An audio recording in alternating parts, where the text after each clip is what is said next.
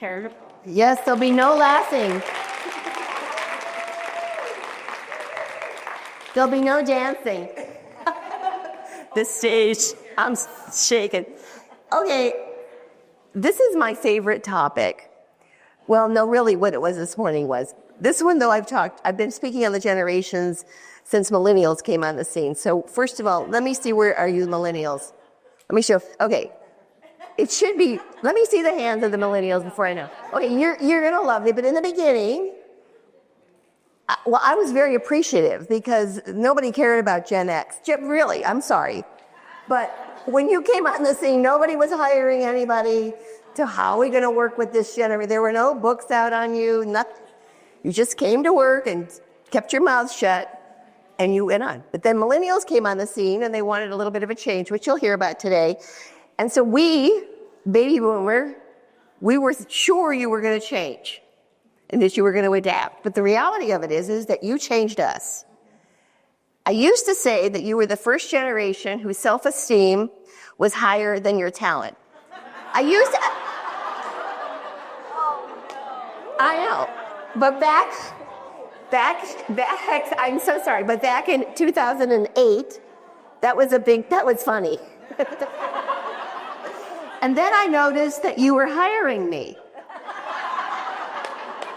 And I became the millennial evangelist. This is no lie, because I realized that I was going to have to change.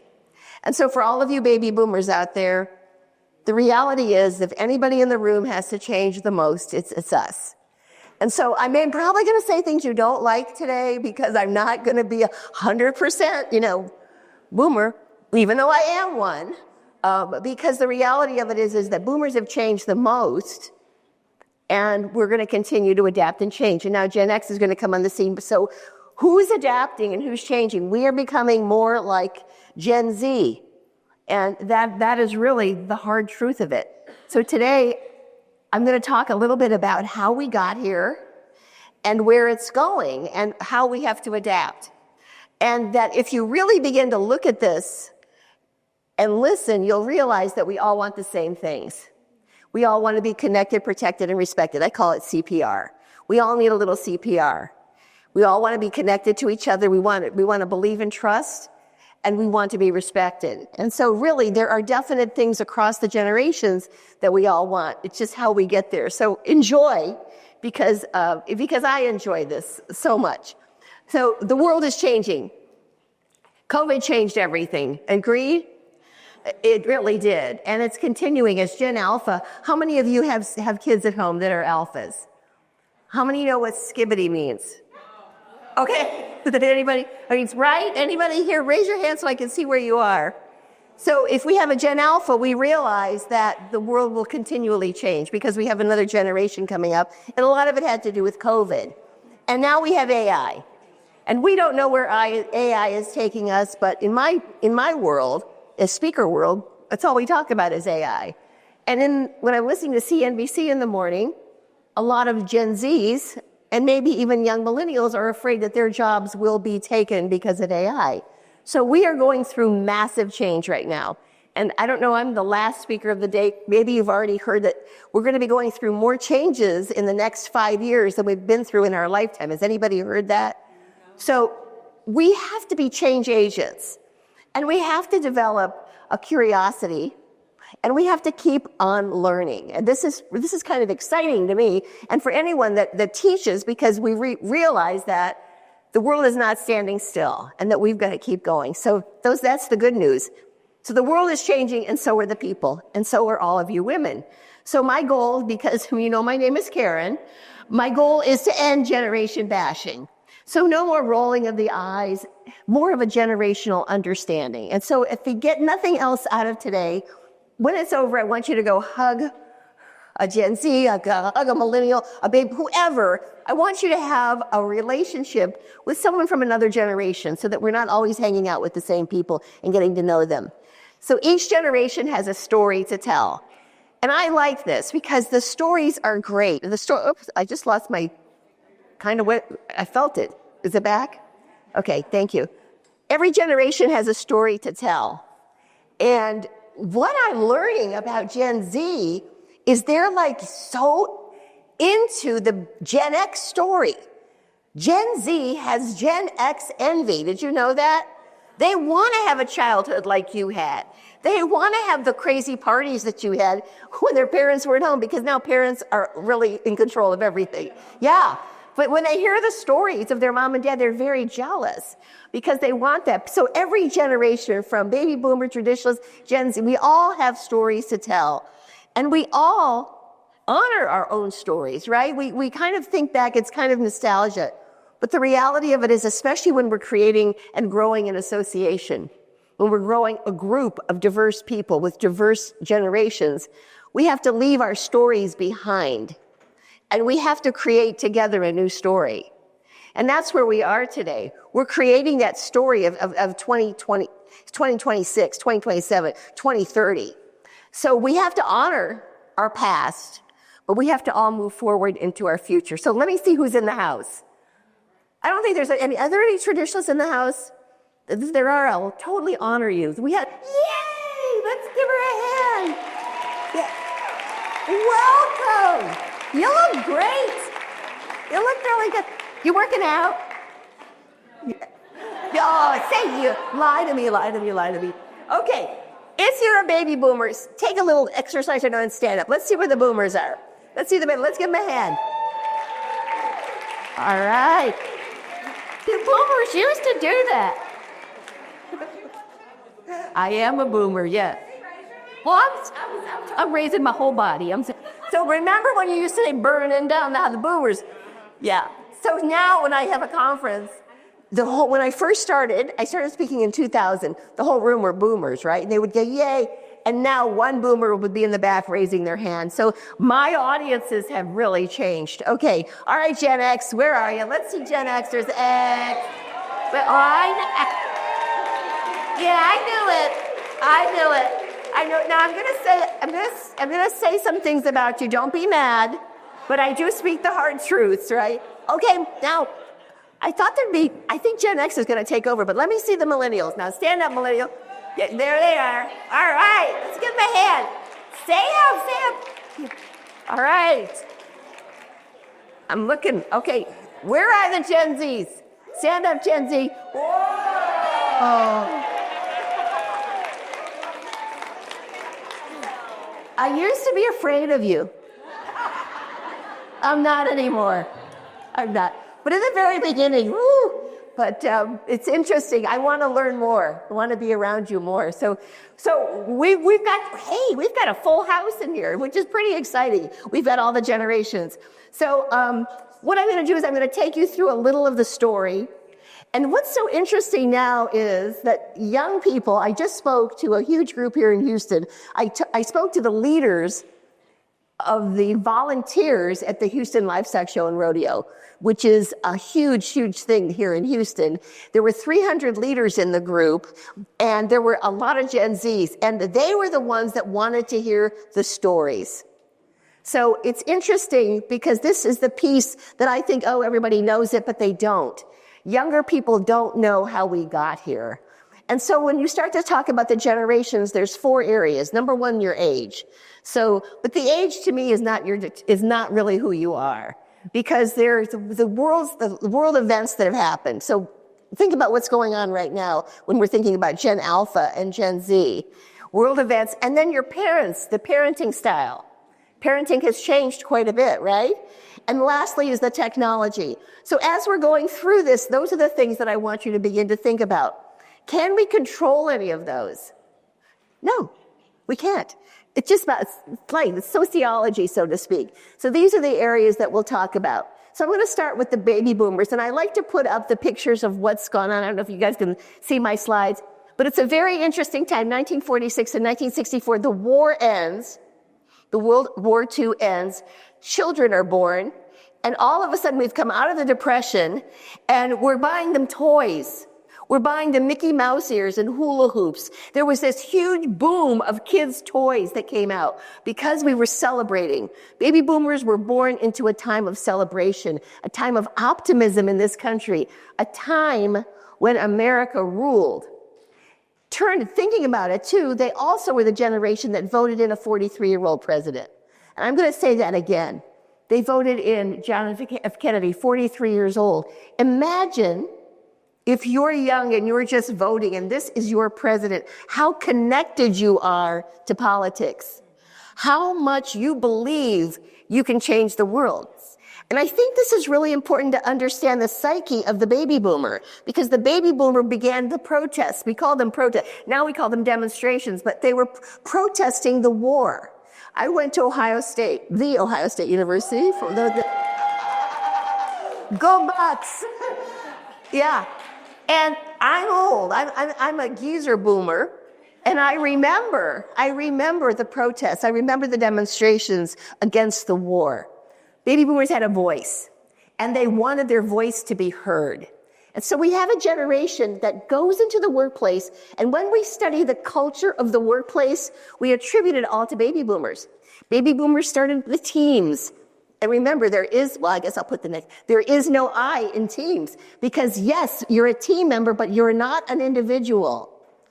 I'll say it again, you're not an individual. What do we talk about today? Individualism. But baby boomers, we were all part of that team, okay? They started top-down leadership where the head had the power. It came from World War II. We won the war. We kind of looked at the military. We brought that into the workplace with us. It's a generation that started the systems. So pretty much everything that we do, from meetings, getting together, even the Christmas party, the holiday party, started with the baby boomer. So this is really how the workplace began. And guess what? I don't want to use the word that they were in power, but they were around controlling for decades. So when Gen X comes on the scene, baby boomers are in their prime. They're not retiring. They're in their prime.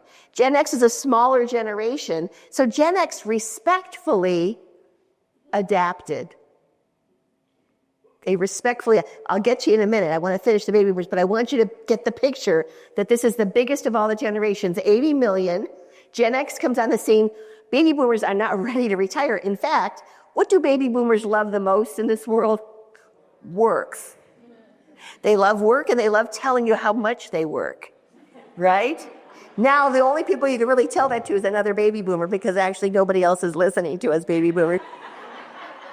But Gen X comes on the scene, and they don't love work. They think work is fine, but they also love their family, and they want time off. Gen X is trying to take time off, but the baby boomer calls them slacker. Yes, baby boomers were not respectful. Very, very strong, very much in belief that hard work and determination will get you everything that you want in life. And it did. Except that we had more divorce, and we had broken families, and we had dads that were never home, and we had mothers that overworked, and women decided to go off to work. But now I'm opening a clothing store, and what do I sell women going off to work, the baby boomer? Shoulder pads. Because they put those shoulder pads in, does anybody remember? And their big corporate suit, they dressed up like men, and they went out there and they stayed late. All of this is happening while Gen X is growing up. So now we've got this we've got this whole idea of success, work. Women are going back to work, working longer. The more we work, the more we make. The more we make, the happier our family is. That was the belief. And now we move into the next generation. I'm going to leave you now. Is that okay, baby boomer? So before I do, I'm going to talk about you. I forgot that you are leaving. So it used to be that baby boomers were retiring 10,000 a day. It's down to 6,000 because many of them are gone. But I think the youngest baby boomer right now is 60. Am I right on that one? I think that they've just turned 60. And so those are really, to me, Gen Xers. When you're on the cusp like that, you've been working this long, you really have the mindset of a Gen X. You have the work ethic of a baby boomer, but you want your time off. And you are definitely going into this, and you're thinking about retirement. When they retire, they're taking with them the facts, the procedures, and the documentation. We call that knowledge. But they're also taking with them wisdom. And wisdom is, how the heck did you make it this long? What are the secrets? How did you do it? How did you keep your mind? Especially what you all do. How did you work with them this long? How did you keep your mind afloat? What did you do? What are the secrets? And with that wisdom, We can't document that. What we're talking about when we have these one-on-one conversations and people actually share the way things really work back then, these are things that could only happen in relationships. And so baby boomers that are leaving, and there's a lot of you here, think of that. It's that relationship. It's that talking. It's that beginning to understand each other and sharing. Here's what worked for me. And if you're smart millennials, if you're smart Gen Z, and for some of you Gen Xers who don't know everything, listen. Because some of those stories may be the next thing that gets you through. Okay, Gen X, 1965 to 1979. This is the only generation that could watch cartoons every Saturday morning until noon and snack on Trix and Captain Crunch and donuts. Would you ever let your kids do that? You know, you begin to think about what Saturday mornings were like for you, and you begin to think about the freedom that you had. The freedom that you had because why? Everybody was what? Everybody was busy. Everybody was busy. So we have a generation, if we begin to really think about it, that really kind of grew up with the TV, and the TV was in the family room. Everybody watched programs. I think at the time, there were family programs on at 8 o'clock at night. You didn't see any sex, drugs, or rock and roll on TV, right? So it's a generation that has a culture.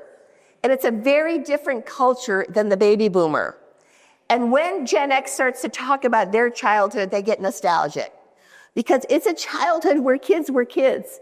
And they were allowed a lot of freedom, as we all know. But the interesting part about it is, if you really study this, is that they took that freedom as teenagers and they brought it with them into their lives because they're highly independent. This is a generation that is very pragmatic. They've been taking care of themselves for a while. There were no coaches. I said, well, did you have a school counselor? No, I don't remember one. It wasn't that nobody cared. It was just that everybody was really busy, and they figured that you could figure it out on your own.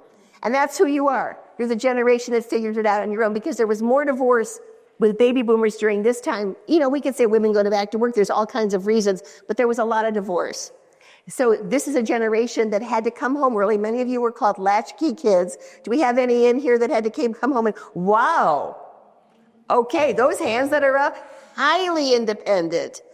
Highly pragmatic, because the latchkey kids had to go home, usually to take care of their brothers and sisters, clean up the kitchen, plug in the crock pot before mom came home, clean up the ice cube trays and the potato chips, whatever you were eating, and turn off MTV. Remember? Can you hear the garage door? Like 5 minutes. Oh my God, she's coming home when you turned it up, right? So it's an interesting time. It's also an interesting time with work. So I'm from Houston, lots and lots of engineers.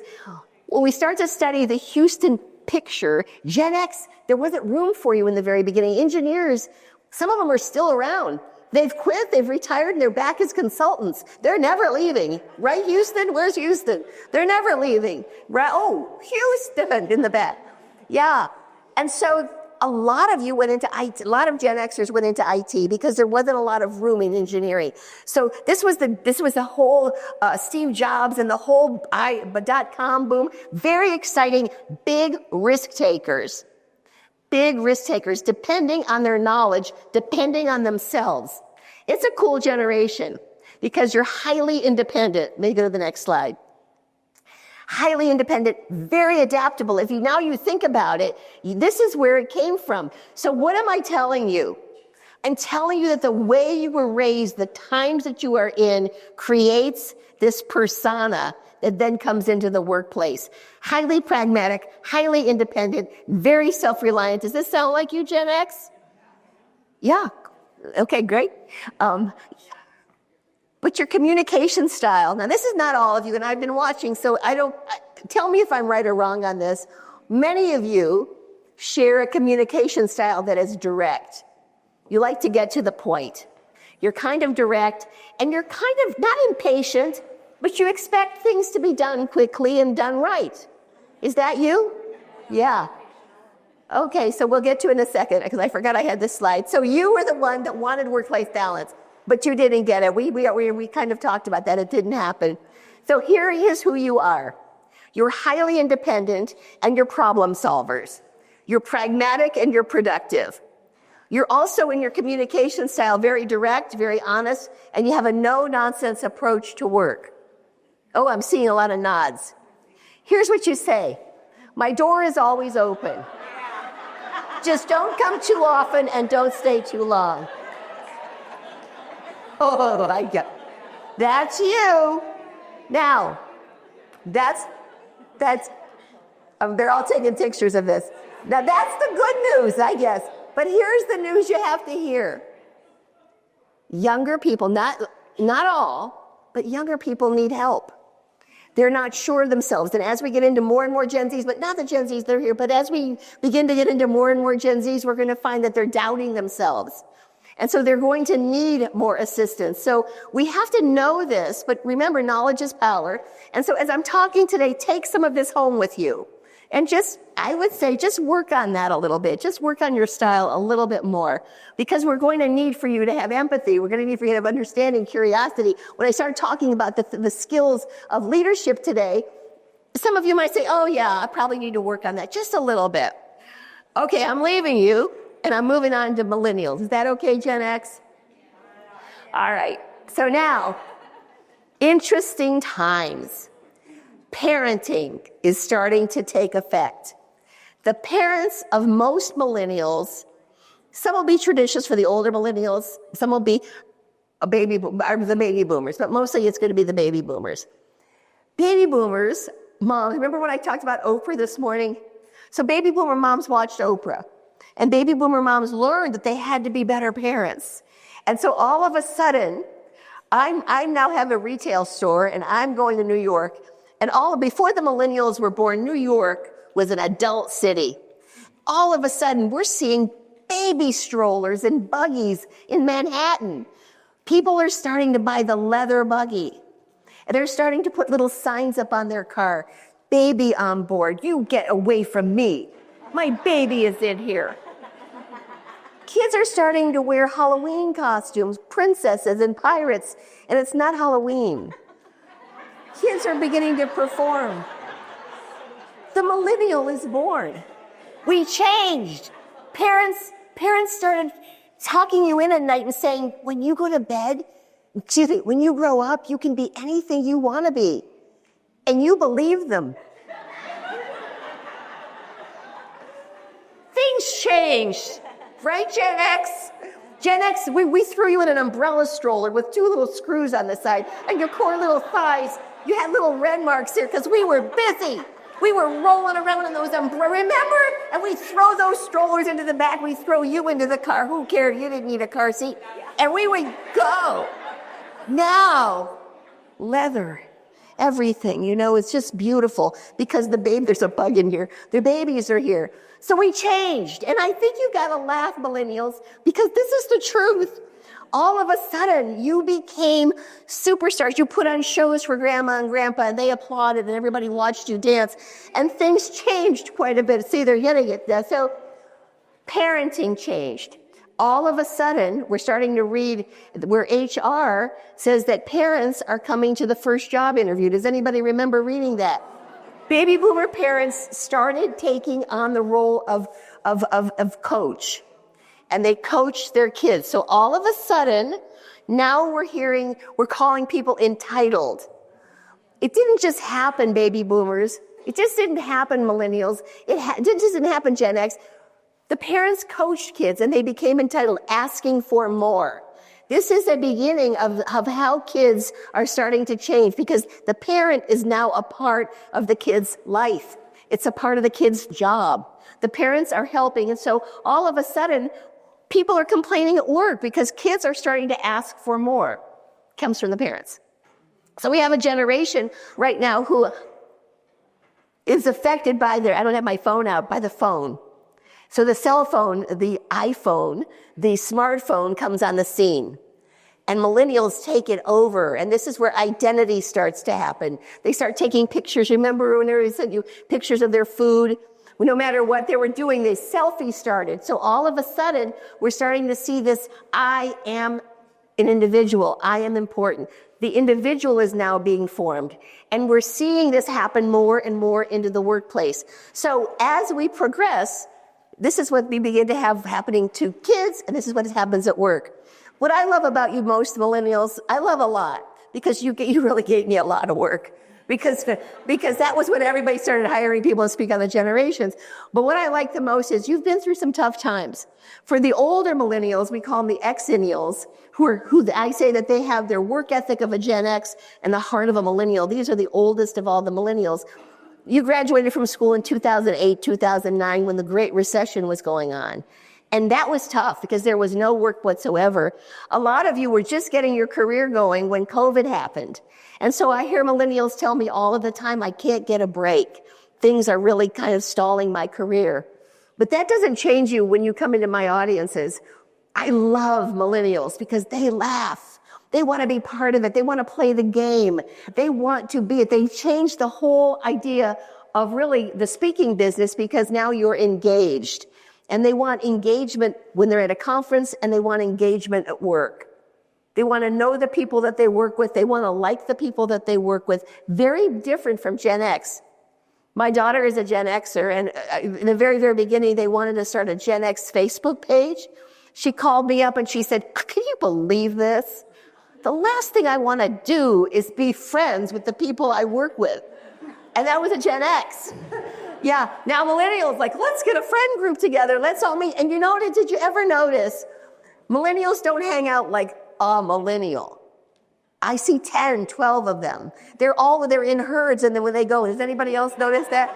I notice it whenever I'm at a, right? There's like a lot of them. Highly, highly social. So they're bringing all of these ideas into the workplace, and it scared everybody to death. Everybody couldn't wait for you to change, and you didn't. So now, Houston, oil and gas industry websites talk about giving back, have words like empathy and compassion on their websites. You changed the world. You brought a heart into work. And so now things are beginning to change. Emotions are showing up at work. People are actually crying at work. Remember when there was no crying in baseball? They're crying in baseball, and now they're crying at work. Purpose-driven, people want to know. We hear the word purpose-driven quite a bit. You're asking for flexibility. In the very, very beginning, you just wanted, why do we have these rules? Dress code was the first one. Why can't we change? And you started really pushing this whole idea of flexibility. Today, baby boomers want flexibility. Every generation wants flexibility. It's you opened the door to what people want and have not asked for. I'll say it again. You opened the door. Because now there are more people wanting what you started wanting when we made fun of you and poked fun than ever before.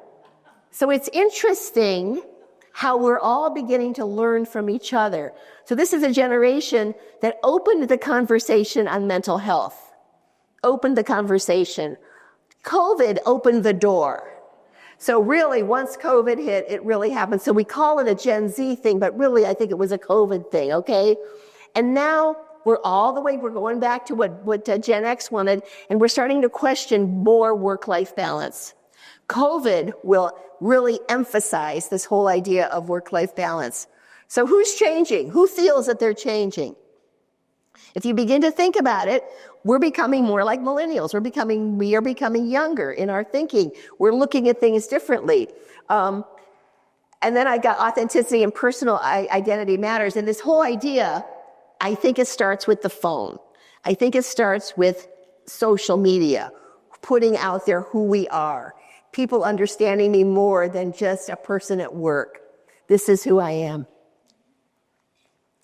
Okay, millennials attributes, highly socially connected, very collaborative. It's a generation that they love conferences, they love it talking and getting other people's ideas. Inclusive is a word that's come about right now.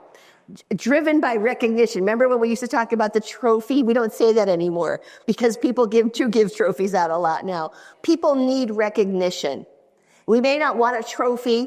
We may not want ping pong tables at work, but we want to be appreciated and valued. And when we are, we stay.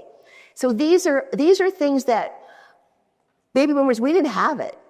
You went to work. And what did you do at work? You worked. And what did you do on the weekends? Well, you probably worked. And so all of a sudden we're starting to question what it was like, and we're saying this is better. And interestingly enough, productivity is up. You know, it's not like anything is really suffering because of this. So when we begin to look at, I think we have the strongest economy that we've ever had right now. So you start to realize that this doesn't take away from our productivity, but it does take away from our lives. And so now we're starting to look at working with a different lens. It's a generation that seeks purpose in what they do. And this generation prefers texting. They like digital communications. I don't know how we do it with the people in here. Is texting what you like the most? Yeah, I'm getting nods here. You're the texters. Yeah. So baby boomers, I don't know. I think we can't say everybody wants it a certain way. And I feel like that's what we do. We put all the baby boomers like back in like 1920.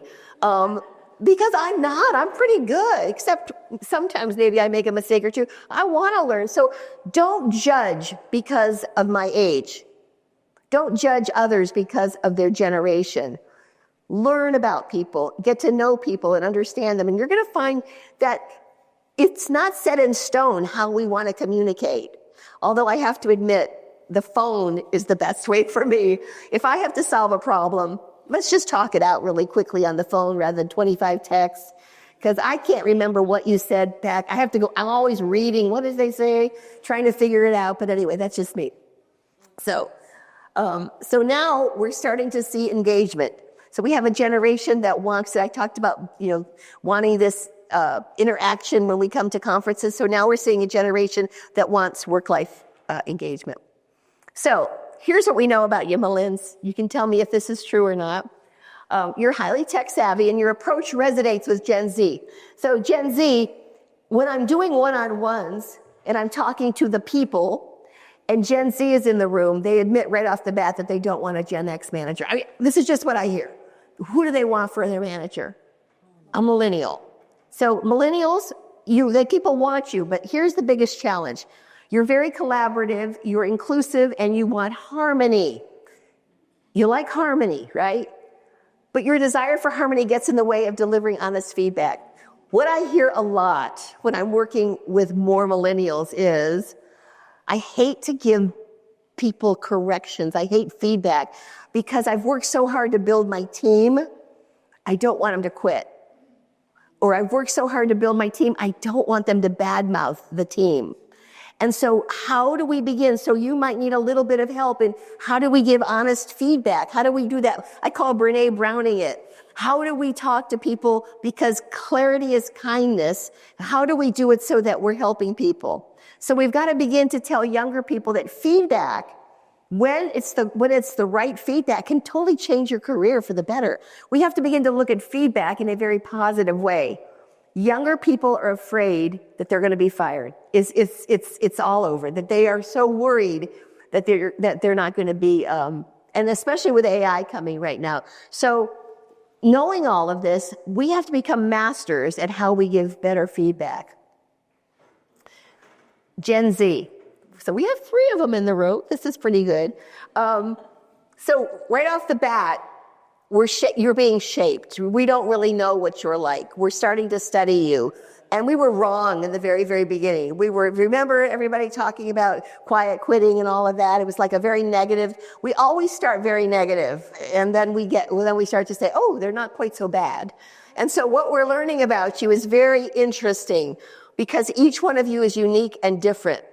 And so I hear so many great things. I did a women's conference, Women in Produce. It was the biggest conference I've ever done. And I would say 1/3 of the audience were Gen Z. 1/3 of them were young people. And so I asked to interview them one-on-one on LinkedIn. I learned so much about smart Gen Zers. They're very, very quick. They're very, very smart. They can see challenges right away. They come in. They understand how things can be done much faster with processes. The challenge is that they want to tell you like the second day they're on the job. And so I try to tell them this isn't good because no matter how smart you are, nobody wants to hear that. You haven't earned that. And I think that coaching helps. We've got to tell them they're smart, but they have to earn it. And I say 6 months. You got to give it 6 months.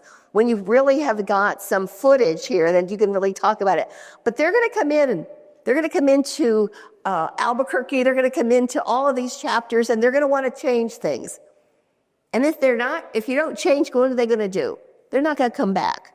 So I'm telling you, associations are hurting right now because your future is only going to make it if you have people that join.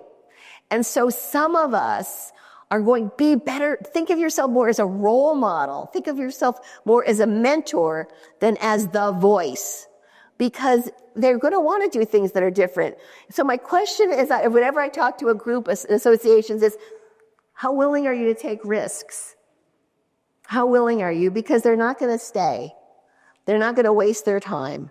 We got 3. You have 3 here, which is pretty good. So Gen Z, we can talk about this, but like I said, the verdict isn't out. But they're shaped by their parents. Who are Gen Z's parents? Gen X. Gen X. Very pragmatic generation, very smart. And so we've got to get to know them better. But these are Gen X kids, the kids of Gen X. So we're going to see a lot of similarities, okay? And we're going to see a lot of opinions. Because what does Gen X have more than anything else? Opinions.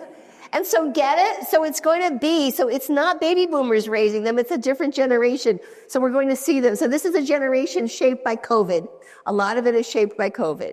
When we get into Gen Alpha are going to be too young for COVID, although they could have been young. But this is going to be the younger Gen Zs are going to be the ones that are the most affected by being, when you're a child, staying home and not playing with kids. Those will be young Gen Zs. And the older Gen Zs, which are probably now working for you, are the ones that did their graduation, through Zoom. So it's an interesting time for this generation. So what do they need? Well, they certainly don't need productivity. They know how to do it. They are good at work, and they know how to work really, really fast. One of my nephews works for a top IT company, big one, and he also has 3 jobs. And I thought he'd say like he sells shoes on eBay. No, he works, his side hustle is for an insurance company. So it's not like they're, selling baseball cards on the side. They have time and they have the knowledge for other things. Spot them. They're going to be very, very bright, some of them, and you've got to begin to identify it and honor that and begin to understand them. So we have a generation right now who has got a voice, and they're very vocal, but it's a generation being raised during these times. They're getting their news from podcasts. They're not listening to ABC, NBC, or CBS. They're not listening to cable. They're getting their news, and they're being fed kind of what they already believe. So it's just going to be a very interesting time. For me, it's a time to be curious. It's a time to ask more questions. It's a time to think and begin to understand where people are coming from. And the only way you're going to do that is to get to know them. So this is a generation that's highly diverse and highly inclusive, very entrepreneurial, and very driven. And you're going to say driven, maybe not the way you're driven, maybe not the way driven by work, but they're driven by ideas, and they're driven by getting things right. They want to do things right. And that's why they're hesitant, many of them, because they don't want to mess up. So they're going to ask you, Gen X, they're going to ask you for help. They're going to ask you if they're doing it right. Show me how to do it. So they're going to need a little bit more time. They're very pragmatic and very resourceful. I have my grandsons they don't ask any more questions. They're just looking everything up. They're watching videos on Zoom. They're on Google. They're always looking. They're always talking to me about things because they're always on their devices. They're very independent. So it's interesting because they don't have the independence that their parents had, but they want it. Okay? They're agile and they're adaptable and they prefer face-to-face. And I'll say it again.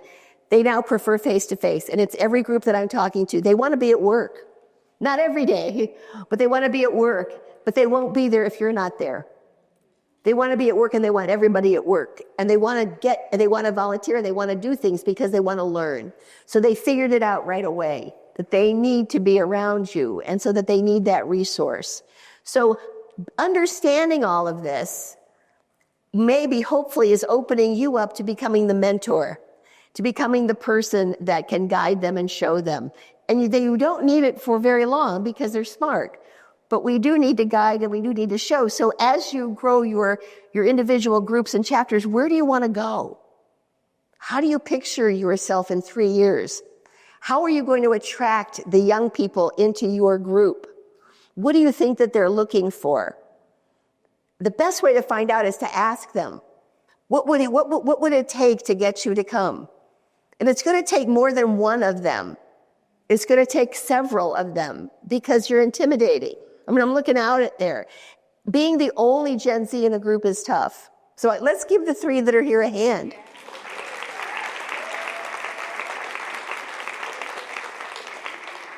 The expectations got high. The bar is high right now. People want work-life balance. Everybody wants work-life balance. It's a given right now. So it's not something that young people want. It's across the board. Processes are happening in organizations. AI is coming in. They're saying, the verdict is still out on AI. Has anybody heard that?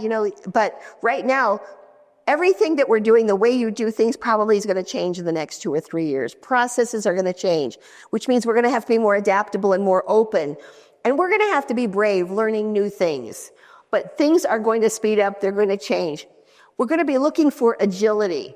And agility means that we have to make decisions quicker. We can't wait 2 weeks for something. They'll quit. So they're going to ask for things, and we're going to have to start making decisions much faster. They're not going to wait. They're not going to wait 3 years to become president or leader. Or one of my groups that I'm in, we have you have to be in the organization 5 years before you can be on the board. They all quit. I said, no, 5 years is an eternity to people. You gotta shift. You've got to be flexible. You've got to begin to understand. And it's hard talking to baby boomers. I am one because it's worked this way for so long. But 5 years is a long time. So we've got to be more agile in some of the things that we're doing. Our values have to begin aligning now. People are looking, and if the values don't align at work, they're going to quit. Same thing with our organizations, our associations, our groups. Our values have to be in alignment, which means stronger values. Bigger projects.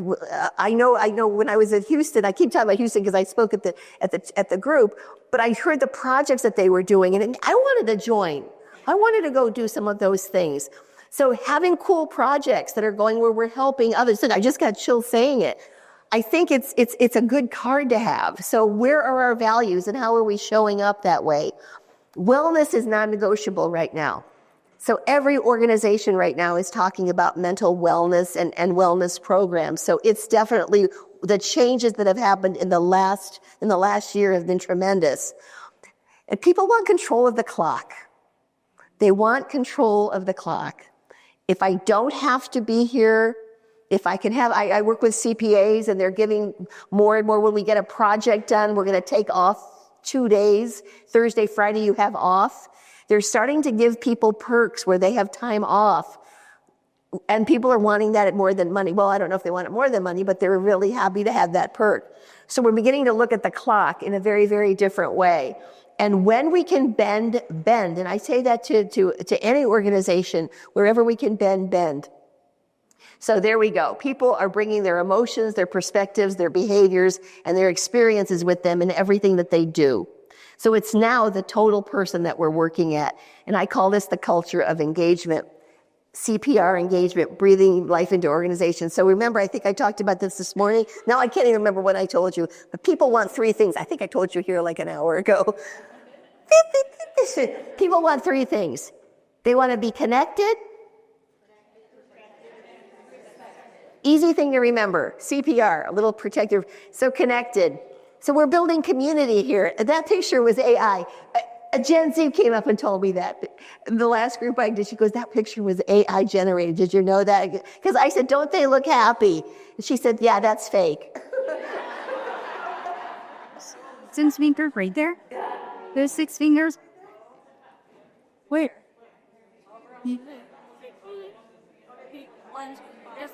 Oh, how many fingers? Yeah, look at those things. Did you notice that? See the 6 fingers on the person. You gotta look. There's always There's always a goof, but she's got six fingers on her hand. Yeah, it's interesting. Because I said, don't they look great? And she said, that was AI generated. Those Gen Zs are so smart.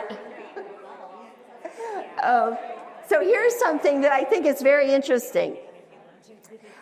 This is what I've talked to two, one group in construction and one group who makes the chassis for trucks.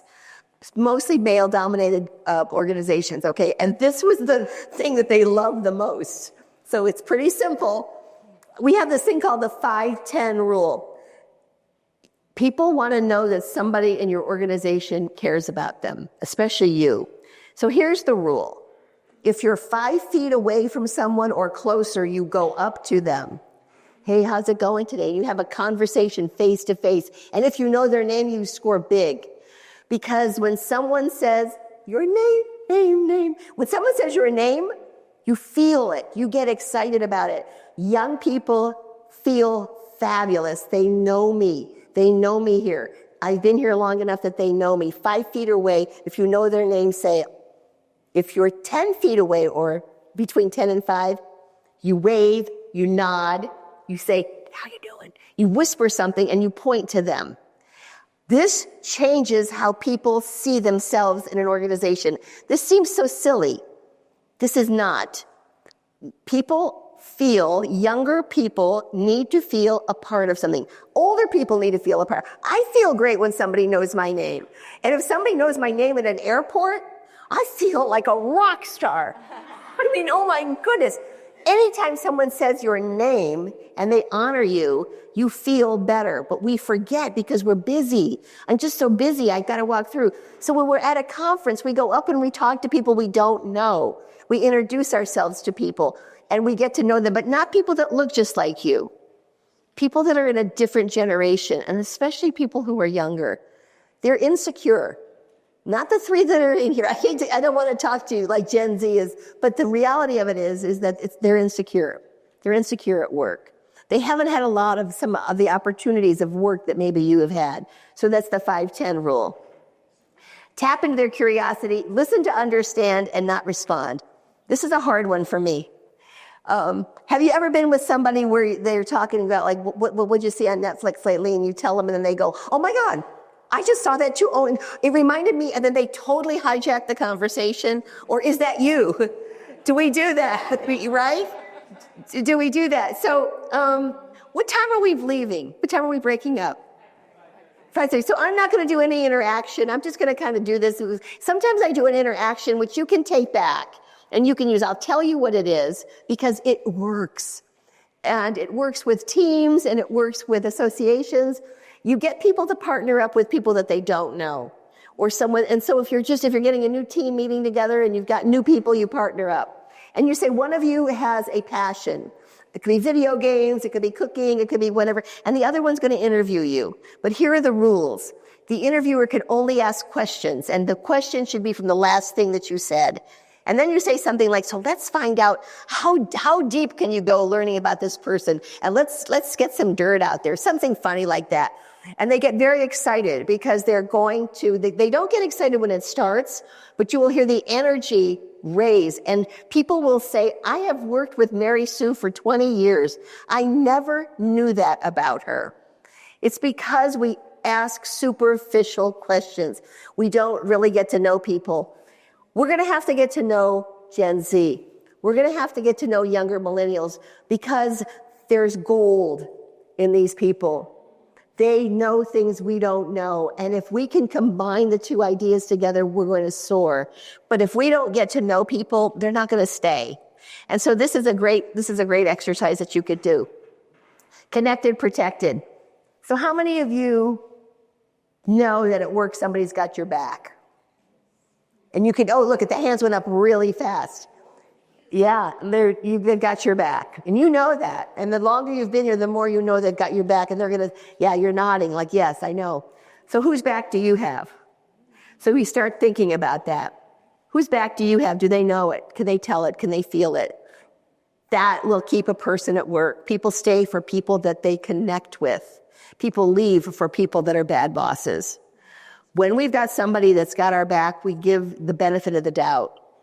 So in your team, in your organization right now, in your group, whose back do you have? Like, who are you kind of sponsoring in? They'll feel it and they'll know it. But we've got to remember that this is really what grows trust. I put some things on here. I could put a lot of things in the trust circle, but the first one we're going to talk about is open and clear communications, and I'll get to that one in a minute. Consistency in behavior. You've got to be consistent, especially the higher up we go. We're looking for consistency. We don't want to be afraid that it's Friday or it's Monday. We want to know that every day is the same. The word empathy comes up a lot. What's the difference between empathy and compassion? What's the difference? Empathy, we feel it. I get it. I understand what it's like. When I put those pictures up this morning of things that could go on, I saw people nodding.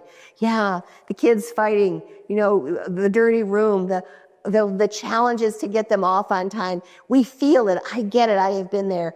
Compassion is caring. It means that you care. We need more empathy right now. Compassion is good. Don't get me wrong. It's that hug. It's that, oh, honey, okay. But we've got to get more into the empathy of, I get you. I've been there. I understand it. Both are good, but I think empathy wins over compassion. Competency. You've got to be smart. You've got to be open to learning.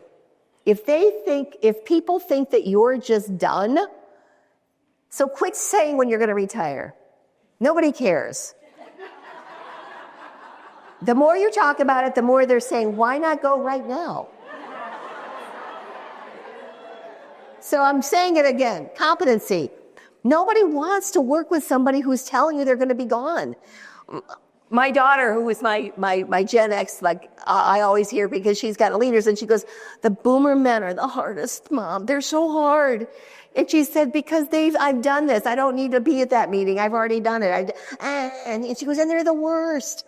It's like you can't hide. People know. So work on competency. Work on showing up. Don't talk about retirement. And the last piece is character. So we're looking at you every day. How do you perform? Can I trust you? Do I see it in you? So it's really how we show up every day, and as our behavior. So as Brene Brown says, clear is kind. So I put these in here. I know you guys know all this, but I just found out. I had no idea that if your team wrote back and you said something like, how did I do or something, and then you wrote back, thanks, capital THANKS, they would go, what? What did I do wrong? Or a friend of mine, she's a Gen Xer and she has Gen Z kids, and they went to the Houston rodeo, and she texted, Mom, can I bring a group of friends home from the rodeo? And my friend wrote back, sure, capital SURE, period. And they never came. And my friend waited, had stuff out for them. And she said, where is everybody? And her daughter said, well, not after that text. And my friend said, what? Sure, period. So capital SURE, period means sure. So they read tone into it. Does anybody know what I'm talking about? Yeah. So we've got to be really careful, and we've got to begin to talk about these texts that we're giving, because young people text. They don't talk. They don't do face-to-face. If you went sure, they would know you meant it. But if you went sure, then they would think you were mad. And so they're reading into our texts. So we've got to begin to, don't use a period and don't use a capital anymore when you're texting. I'm being honest with you. And emojis. The reason that people are using so many emojis is because they want you to get the right feel for what sure means. So sure, and they don't like thumbs up either. I'm being honest with you. I don't know. Do any of you know any of these things? I'm just learning right now. So everybody needs to adopt a Gen Z. But anyway, you can take a picture of that. So when I was talking to the men the other day, they were calling their kids and they were sending the text home, and they were going, she's right. This is right. So the point that I'm making is young people want to know what you mean. They're so afraid of getting fired. They're so afraid that they did something wrong. So they're reading into it. I heard the ... Baby boomers like to do the ... like I've been thinking about this ... Don't do it, because they're wondering, what do those mean after those ... Does it mean I'm getting fired? Talk this over with young people. They're going to teach you a lot, but I'm glad. Did you guys know this? Did you know all? Okay, a little bit. You knew a little bit of it. All right, respected. Everybody wants recognition, positive recognition. Doesn't have to be a trophy, but positive recognition.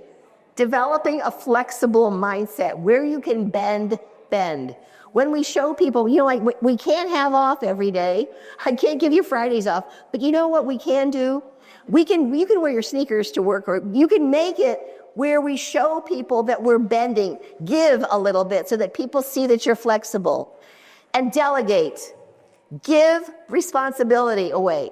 Let it go. You don't have to know everything. You've got to start to delegate, especially here. Give these committees away. You don't have to be there. Some things may not work, but that's how we learn. We don't have to be perfectionists, but you've got to start, especially in growing your team here at EWI. Give it away. Stop taking all the leadership roles. Okay. So at the end, it all boils down to this. Before we judge somebody, you know where I'm going with this, don't you? Before we judge, before we roll your eye, there we go again. Before we roll our eyes, ask yourself, what do I really know about this person? It's not the generation they're in. Give us a break. Okay, she's a baby boomer, but you know what? They work at it. She's trying the technology. She watched Severance the other day. Whatever it is, what do you know about this person? And remember who you are. I am kind. I am in the service, whatever your words are. Say your 3 words, right? I am generous. I am help. I am kind. I am in. And once you define who you are, say, can I help? How can I help? How can I help? I had a game to play, but I think we all are ready to go have a drink, right? So guys, thank you for having me. Thank you for having me. I hope that you have so much success with this. And let's go, Cardi.